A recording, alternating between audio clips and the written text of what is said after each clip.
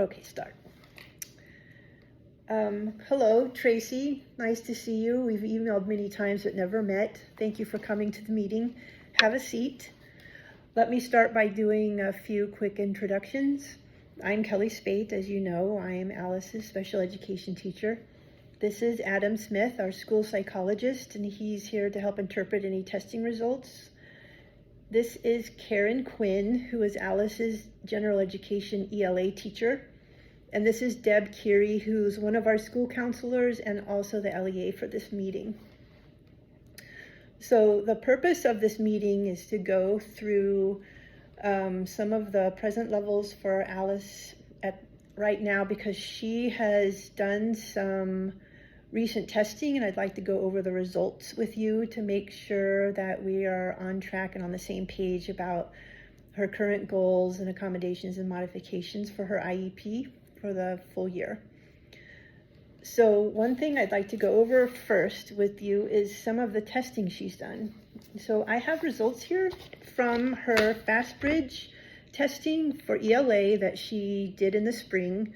This is the test that all of the kids do 3 times a year in the fall and winter and spring. And so these are the most current results. This is a norm reference test, which means these are the results which compare Alice to all of the sixth graders. So we're seeing results. So I'll show you, this is the result of her ranking of norm ranking. So here in the red, we see 14. She's at 14th percentile nationally for her ELA scores on this FastBridge testing. If we want to look at it on a classic bell curve, we'll see that the median here for the average score here for sixth graders was 533.81. And over here, the red line, this is Alice's score. Her score was 505.49, almost one full standard deviation below the mean.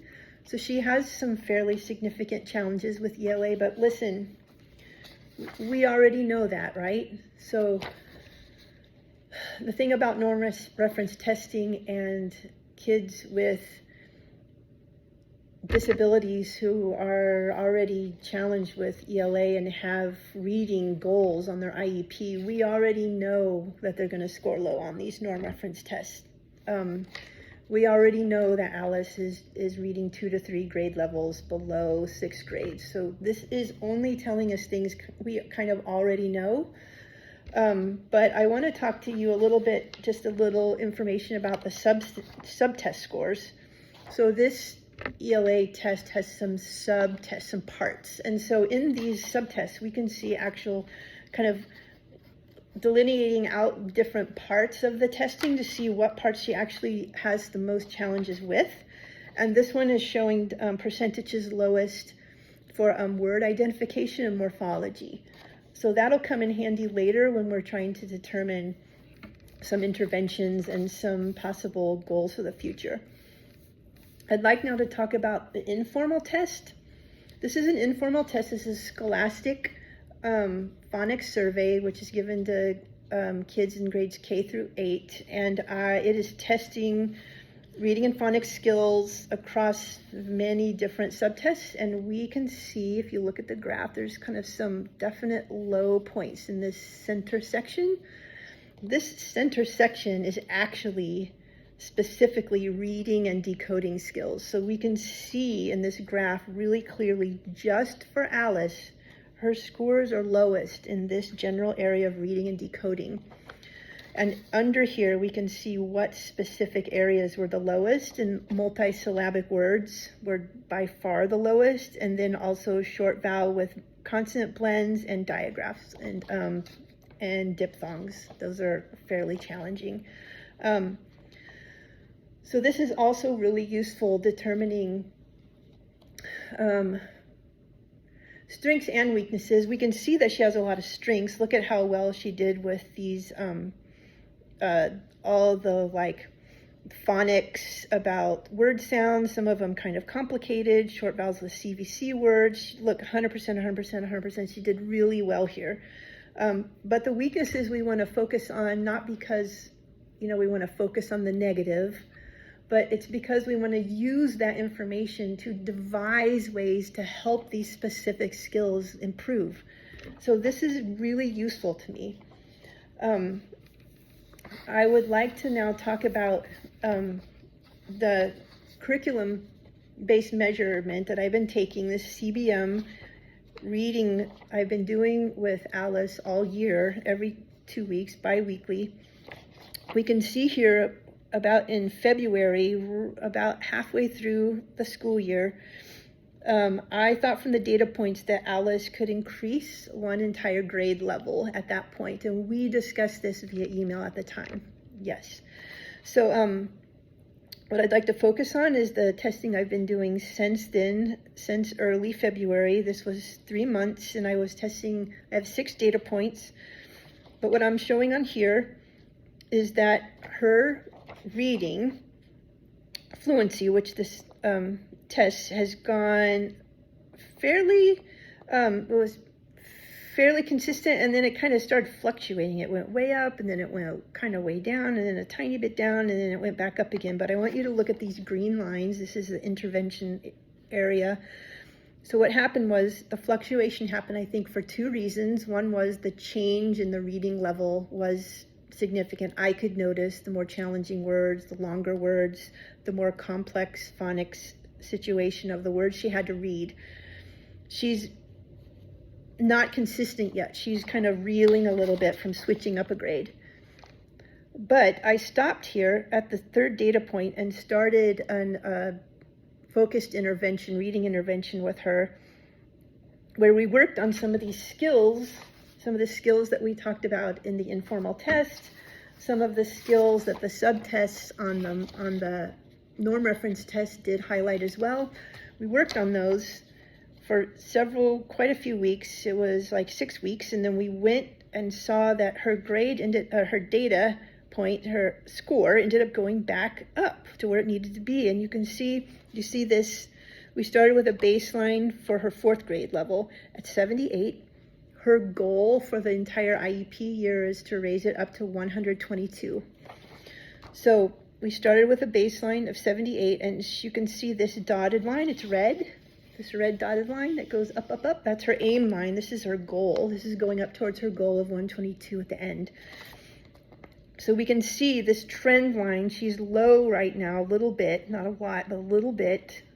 She's scoring about 90 by the end of the testing period. But this trend line, which is where her data points are trending, are in line with her aim line, just lower. So she's improving. Her reading is improving, and this shows it. It's very exciting for me because we were like a little bit nervous about switching her from 3rd grade to 4th grade. And she's doing it. She's doing well, and I think she's going to recover from this fluctuation and steadily improve. And I feel like this data does show that.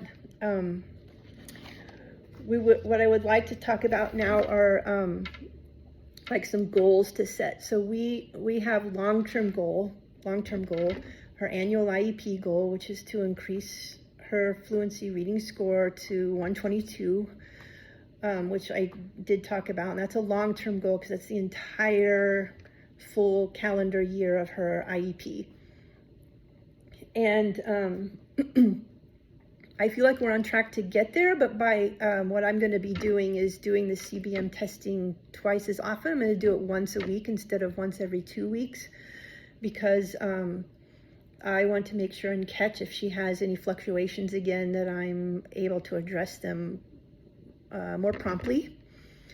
So that should be helpful. So I'll be continuing that CBM testing for the whole rest of her IEP year. And we will be able to work on interventions as needed based on that. The other more short-term goals I'd like to talk about are so targeted reading interventions. So we at Central, we have the program called Rewards, and this is for kids who are 4th through 6th grade, so up to 2 grade levels below their current grade. So she's just started reading at 4th grade level, so that's 2 grade levels below 6th grade. And this is a pullout that I'm already doing 3 times a week with a small group, and I would like to add Alice to that group, if that's okay with you, and the feedback from you is that that would be a good idea. I'm happy to start in doing this kind of like reading intervention right away. Okay, thanks for that feedback. I will go ahead and set her up with this. So she does get pulled out of a couple of, so it's 3 days a week, but I always pull from elective classes. So she will be missing like about 20 minutes of either an art class or a gym class. Just so I will make sure that she knows that, if you can also make sure that she knows that. The other thing I'd like to do is repeated reading and a modeled reading. So I also, in some of the small groups that I do, and also I have a paraprofessional who does them a couple of days a week, where we have chapter books that are the appropriate level, grade level, and then we're reading through them.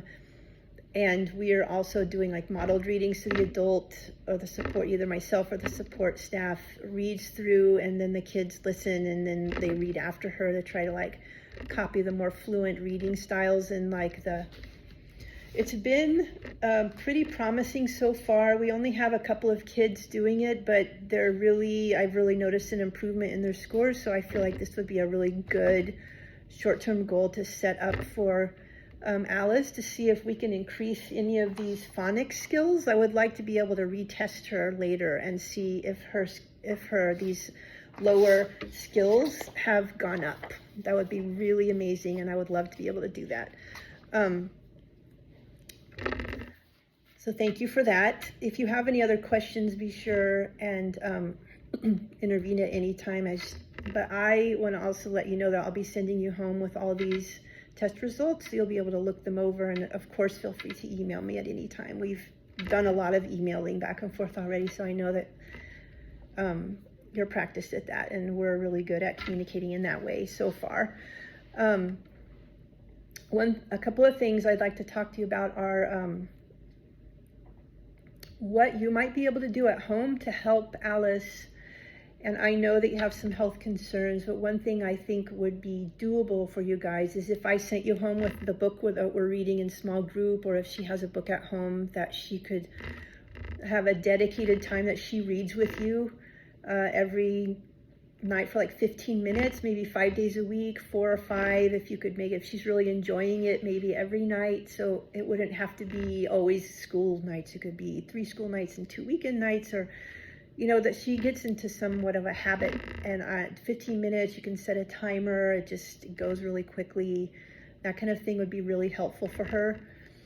It would help her achieve the goals, her reading goals at school, if you could commit to that. Yeah, I think it would be doable for you too. I think it would really be super easy for you to set up, but I also am willing to like loan you books at any time if that becomes an issue.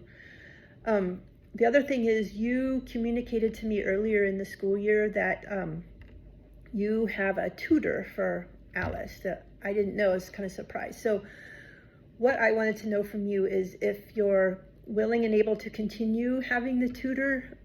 If you find it useful, I think that would be really great for Alice to have like that extra support and somebody more focused on the academic aspect of the reading, and that maybe I could even communicate about some of like the phonics kind of challenges, because that would be amazing if I could communicate with the tutor, or if you would be willing to give information to her, I could email you. Yeah. Okay, that's amazing. So there aren't that many kids that have tutors. I'm really happy to hear that. So I think that we should try to set that up and keep track of how she's doing with the tutor as well. So as I mentioned, I'm going to keep doing the CBM testing with her, but increase it to once a week. And I will also talk to her about joining these pull-out reading groups that I already have going. So I think that those should really help Alice attain her goals and to work towards them more explicitly, where the results will be more like tangible, for her, and I also think that the patterns, the habits she's getting into with the reading will help her improve, like through all of her academics, the reading she has to do in her classes. So thank you for coming to the meeting, and if you don't have any further questions, I'll go ahead and stop the meeting, but remember that you can always communicate with me either through email or even calling during school hours. Thank you for coming.